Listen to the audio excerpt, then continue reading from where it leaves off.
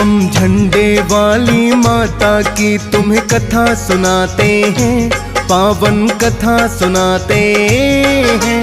सिद्ध पीठ ये माता वैष्णो का ही बताते हैं, हम कथा सुनाते हैं। हम झंडे वाली माता की तुम्हें कथा सुनाते हैं, पावन कथा सुनाते हैं। सिद्ध पीठ ये माता वैष्णो का ही बताते हैं, हम कथा सुनाते हैं। तेरी जय माँ झंडे वाली, तुम भक्तों की रखवाली। तेरी जय माँ झंडे वाली, तुम भक्तों की रखवाली। भक्तजनों, आज हम दिल्ली के प्रमुख सिद्ध पीठ माता झंडे वाली की कथा सुनाएंगे। प्रिय भक्तों, माता झंडे वाली के दर्शन मात्र से ही भक्तों की मनोकामना पूर्ण हो जाती है। शरद नवरात्रि में यहाँ भक्तों की भारी भीड़ रहती है। मान्यता है कि माता झंडे वाली माता वैष्णो का ही अवतार है। आइए भक्तों, जानते हैं माता झंडे वाली की ये परम कल्याणकारी पावन कथा।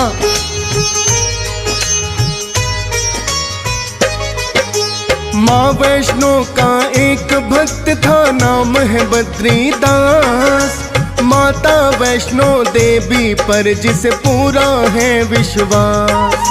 माँ वैष्णो की कृपा उस पर हुई है बड़ी अपार। बद्रीदास ये भक्त करता था कपड़े का व्यापार, पर माता की भक्ति करना कभी न भूलता है। जिस पर माँ की कृपा हो वो फलता फूलता है। बद्रीदास पर भी हुई माता वैष्णो की कृपा। बद्रीदास का दिन प्रतिदिन व्यापार गया बढ़ता।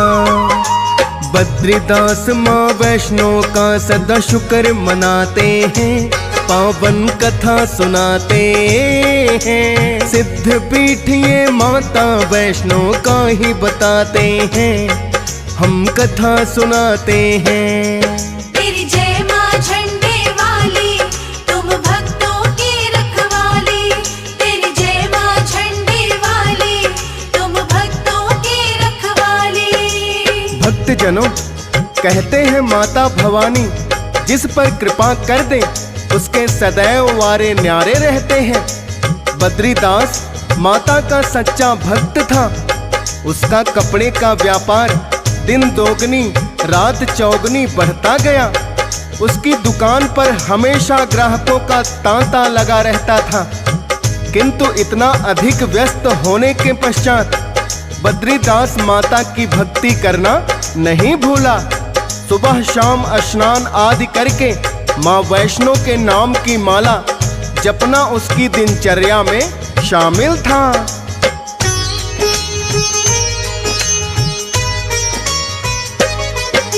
ईमानदारी और मेहनत बन गई थी उसकी पहचान।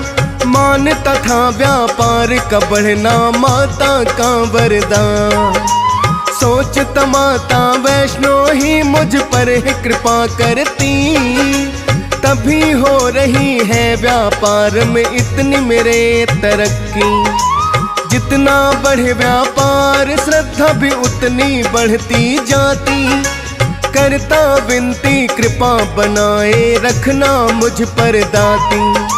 हो करके व्यापारी भी फर्ज को नहीं भुलाता है। सुबह शाम माता वैष्णो का ध्यान लगाता है और करता लोगों से माता की ही बातें हैं, पावन कथा सुनाते हैं। सिद्ध पीठ ये माता वैष्णो का ही बताते हैं, हम कथा सुनाते हैं। तेरी जय माँ झंडे वाली, तुम भक्तों की रखवाली। तेरी जय माँ झंडे वाली, तुम भक्तों की रखवाली। भक्तजनों, बद्रीदास का जितना व्यापार बढ़ता उसमें उतनी विनम्रता आती गई और लोगों के बीच वो माता के भक्त के नाम से प्रसिद्ध हो गया। अपने व्यापार के साथ साथ माता के ध्यान में अपना समय व्यतीत करता। सदैव माता वैष्णो देवी की महिमा वर्णन आसपास के लोगों से करता था। सुबह शाम घंटों बैठकर माता वैष्णो देवी के नाम की माला जपता।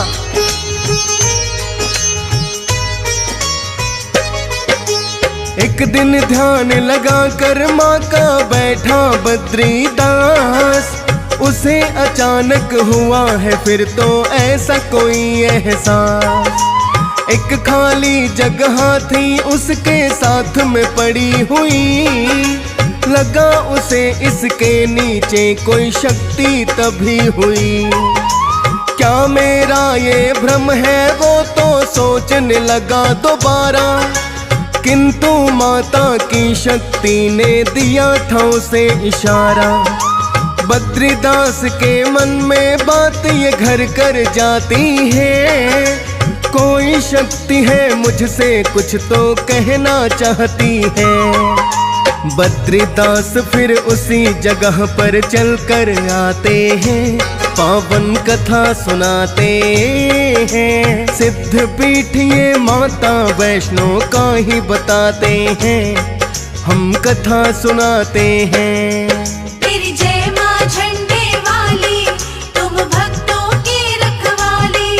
तेरी जय माँ झंडे वाली, तुम भक्तों की रखवाली। भक्तजनों, एक दिन बद्रीदास माता का ध्यान कर रहे थे कि अचानक उसे एहसास हुआ कि उसके घर के कुछ ही दूरी पर एक खाली जगह जिसमें कोई न कोई शक्ति दबी हुई है।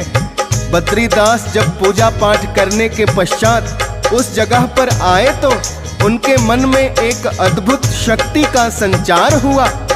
भक्त बद्रीदास समझ गए अवश्य ही इस खाली जगह के नीचे माता की कुछ शक्ति है। तो बद्रीदास ने उस जगह के मालिक का पता करवाया और उस जगह को खरीद लिया।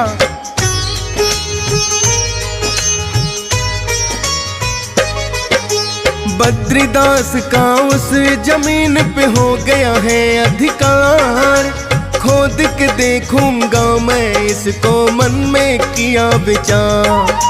फिर तो अनेकों मजदूरों को उसने है बुलवाया, और कुदालों से एक बड़ा हिस्सा है खुदवाया। खोद रहे मजदूर, पहले तो कुछ भी ना निकला, थोड़ा नीचे एक बड़ा झंडा फिर उन्हें मिला।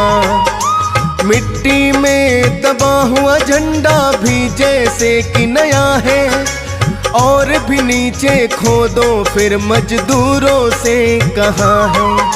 फिर तो मिट्टी और हटाने वो लग जाते हैं, पावन कथा सुनाते हैं। सिद्ध पीठ ये माता वैष्णो का ही बताते हैं, हम कथा सुनाते हैं। तेरी जय माँ झंडे वाली, तुम भक्तों की रखवाली। तेरी जय माँ झंडे वाली, तुम भक्तों की रखवाली। भक्तजनों, जब बद्रीदास ने मजदूरों को लेकर जमीन को खुदवाया तो सबसे पहले उन्हें एक बड़ा सा झंडा नजर आया, जिसे सावधानी पूर्वक उसे निकाल लिया गया। बद्रीदास ने देखा कि वो झंडा मिट्टी में दबा होने के पश्चात भी बिल्कुल नए जैसा था, जो कि किसी चमत्कार से कम नहीं था। बद्रीदास को समझ में आ गया कि माता मेरे हाथ से कुछ महत्वपूर्ण कार्य करवाना चाहती हैं। उसने मजदूरों को और खुदाई करने का आदेश दे दिया।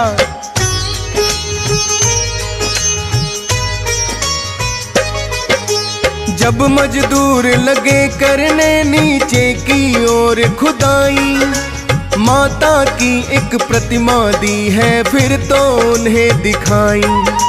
बद्रीदास ने स्वयं करके उसे निकाल लिया, किंतु कुदालों से प्रतिमा का खंडित हाथ हुआ, और एक शिवलिंग भी वही मिला साथ प्रतिमा के। बद्रीदास शिवलिंग को आए बाहर लेकर के। बद्रीदास ने सोचा ये तो है माता की महिमा। हो गया था एहसास मुझे ऐसा हुआ करिश्मा। माता के श्री चरणों में वो शीश झुकाते हैं, पावन कथा सुनाते हैं। सिद्ध पीठ ये माता वैष्णो का ही बताते हैं, हम कथा सुनाते हैं। तेरी जय माँ झंडे वाली, तुम भक्तों की रखवाली। तेरी जय माँ झंडे वाली, तुम भक्तों की रखवाली। भक्तजनों, बद्रीदास के ऊपर माता की ये साक्षात कृपा थी। उन्होंने माता का आभार प्रकट किया, क्योंकि बद्रीदास का व्यापार माता की कृपा से खूब चल रहा था। तो उन्होंने जहां माता की प्रतिमा मिली थी, इसी स्थान पर एक मंदिर का निर्माण करवाया। जब मूर्ति स्थापना करने लगे तो किसी विद्वान पंडित ने कहा, यह मूर्ति तो खंडित है, इसकी स्थापना कैसे करें?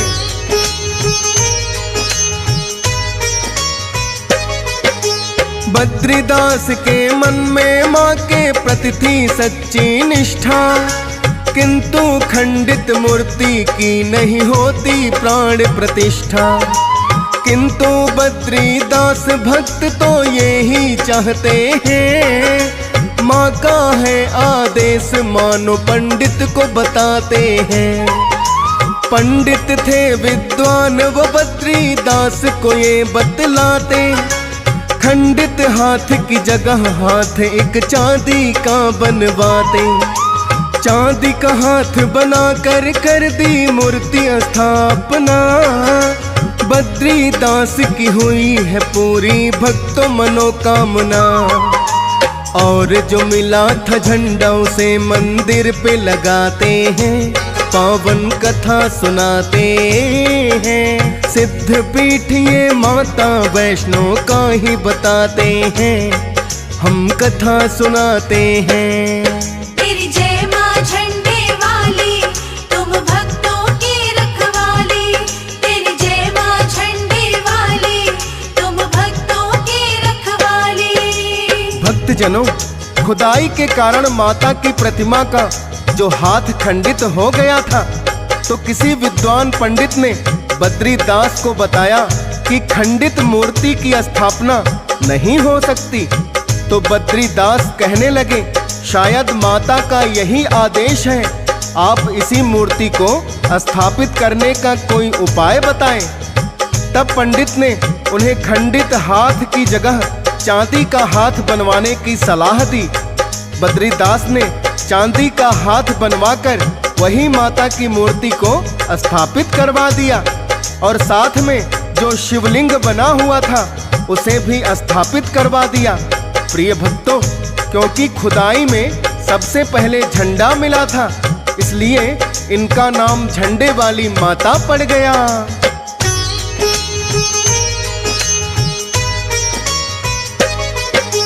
झंडा मिला था सबसे पहले भक्तों की जो खुदाई, इसीलिए तो माता झंडे वाली ये कहलाई। बद्रीदास फिर करने लगा माता की साधना है, पूरी कर दी माँ ने जो भी मन में कामना है। धीरे धीरे भक्तों को जब ये है पता चला, माता की मूर्ति और झंडा खुदाई में है मिला।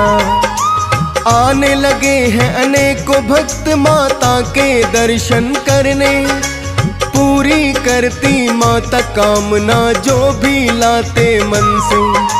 चर्चे दूर दूर तक फिर इनके हो जाते हैं, पावन कथा सुनाते हैं। सिद्ध पीठ ये माता वैष्णो का ही बताते हैं, हम कथा सुनाते हैं। तेरी जय माँ झंडे वाली, तुम भक्तों की रखवाली।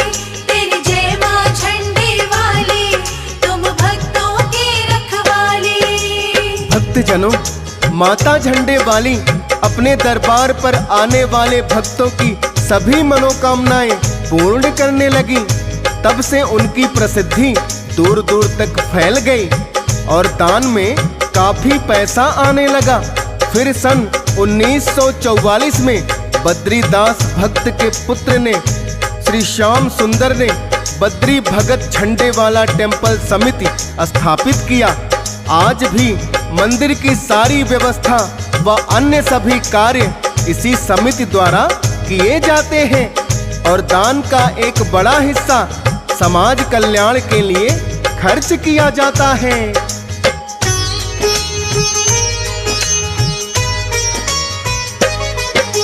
तब से बड़ी प्रसिद्ध हुई है माता झंडे वाली।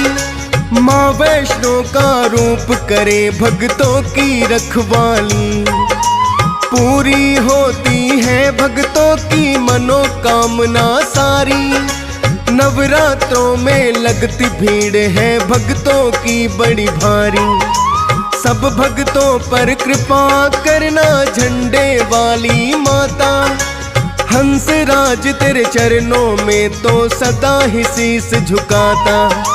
DS पाल भी श्रद्धा भाव से करे कथा का वर्णन। फौज सुरेश भी लिखने से पहले करे आपको वंदन। जिन पर आपकी कृपा काम तो सफल हो जाते हैं। पावन कथा सुनाते हैं। सिद्ध पीठ ये माता वैष्णो का ही बताते हैं। हम कथा सुनाते हैं।